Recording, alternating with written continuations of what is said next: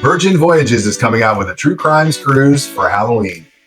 A mystery illness strikes passengers of the Navigator of the Seas. Royal Caribbean is set to start construction on Perfect Day, Mexico. There's a surprise twist at the end of this one.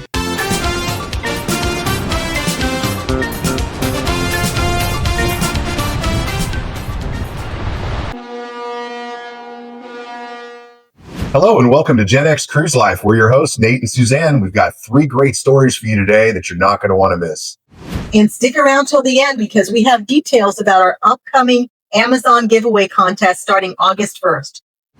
Virgin Voyages is elevating its Halloween at Sea game by presenting its first ever true crime voyage sailing. This 5-night adults-only Caribbean cruise is adding exclusive events with 3 iHEARTPodcasters doing their popular true crime podcasts from the ship. This is happening in 2025 for Halloween. Can't wait. Yeah, it's going to be taking off on October 10th out of Miami for 5 nights. And I think I'm just going to go out on a limb. I'm sure you agree with this. This is going to be a big hit. There's a lot of people that really like this murder corn spelled with a P because it's YouTube and we can't say the other word. But, murder corn. It's huge with Gen X women. That's right. All my girlfriends listen to this stuff. Is there yoga pants and wine involved? Absolutely. Okay. Absolutely. So I think we know why it's popular. You can put your feet up, get a little drinky. But this is going to be hot. So where are they going?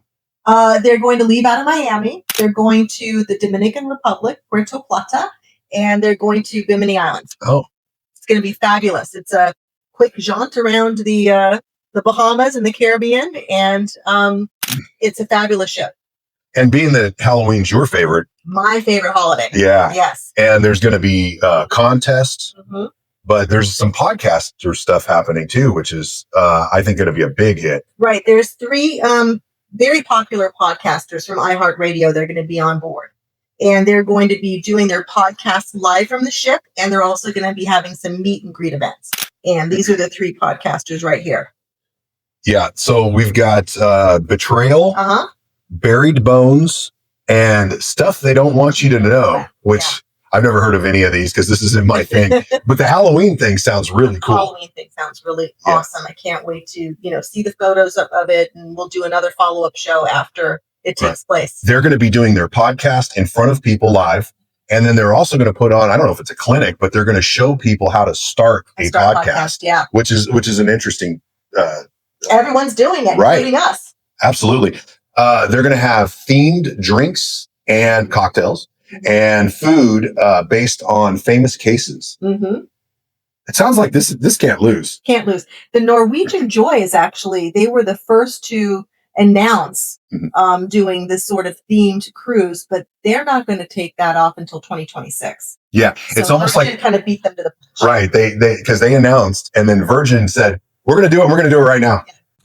Look, you can either hit the like button or not. At the end of the day, we don't really care. Just so you know, though, only cool people are hitting the like button, but you don't have to do it. The Navigator of the Seas was on a week-long round-trip cruise that departed from Los Angeles on July 4th for 3 stops in the Mexican Riviera. We know this ship well. We've been on this cruise. Yes, a few times. It returned to Los Angeles on July 11th, and that's when they reported to the CDC. So it's a gastrointestinal illness. We know that. The CDC has hinted that it's norovirus, but there's no confirmation as of yet. They still need to do some testing. Right. And the obligation of the cruise industry, the cruise ships, is to report these things when it's at 3% of the total passengers. This one, they had 134 passengers that became ill out of the nearly 4,000, which worked out to about 3.4%. Right, so he was obligated to report. The interesting thing about it, though, is that out of the crew members, which was over 1,200, only 7 of those crew members actually got sick. So quite a bit more, less than 1% of the crew. So when you look at that, it kind of makes you wonder, was there a little bit more at play? It is a Mexican cruise. It is a little bit of a party. But lots of tequila tours. That's right. We had to help some people back on the ship in the tequila tours while we're waiting for line. Yeah. That's right. Yeah. So this cruise ended on the 11th, and they took a little time, delayed the next departure, cleaned the ship real well, and they took off for another week, which ended today. And as of right now, they have no reports of any illness. And we've sailed Royal a ton. We've sailed on this ship twice. Yeah. Yes, out of Los Angeles. That's right. And we've done the 3-day and the 7-day. It's super clean. Super clean. Every Royal ship we've ever been on. And they have the washy-washy person at the buffet with the guitar strumming, singing the washy-washy song. That's so they're very conscientious about cleaning the ship and making sure to remind passengers to wash their hands. And we were talking about this earlier. All it takes is one person with a poopy hand to touch the elevator button. Yeah. And then it's just, there you go. Right. Yeah. Unfortunate for them, but, looks like they've already bounced back. Mm-hmm. Yeah. What's next? So the beautiful port of Costa Maya, which is in Mahalwal, Mexico, is now under the control of Royal Caribbean. Right. I think that's the twist of this story. Royal just finalized their purchase of not only land there to build Perfect Day Mexico, but 34 other properties surrounding the port. But they also bought the port. Yes. They own and now are the administrators of that port, which a lot of other cruise lines use that port.